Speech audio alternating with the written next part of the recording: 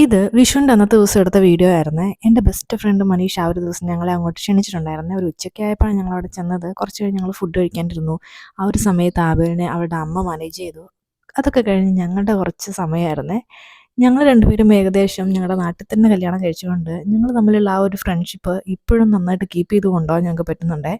ആബേലും ഋതുക്കുട്ടനും നല്ല കൂട്ടായിട്ട് കളിയൊക്കെ ആയിരുന്നു. ആബേലിന് ഇച്ചിരി പേടിയാണ് ഋതുക്കുട്ടന്. അവൻ്റെ സ്നേഹപ്രകടനം ഇച്ചിരി ഓവറാണ്.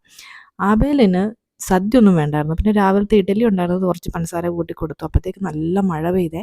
പിന്നെ ഞങ്ങൾ അവിടെ ഇരുന്ന് ഒരുപാട് വർത്താനം പറഞ്ഞു. അവളുടെ കല്യാണ വീഡിയോ ഒക്കെ കണ്ടു, ഫോട്ടോസൊക്കെ കണ്ടു, ഇങ്ങനെ ഇരുന്നു. അപ്പോഴത്തേക്ക് മഴയൊക്കെ തോർന്നു കഴിഞ്ഞപ്പം വണ്ടി വന്നു. പിന്നെ ഞങ്ങൾ ഋതുക്കുട്ടനും അവൻ്റെ അമ്മയ്ക്കും ടാറ്റയൊക്കെ കൊടുത്തിറങ്ങി. വീട്ടിൽ ചെന്ന് കഴിഞ്ഞപ്പോഴാണ് അവിടെ സംഭവബഹുലമായ സിറ്റുവേഷൻ അരങ്ങേറിക്കൊണ്ടിരുന്നത്. നേരത്തെ പെയ്ത മഴയ്ക്ക് ഞങ്ങളുടെ 2 റബ്ബർ ഒടിഞ്ഞു പോയി.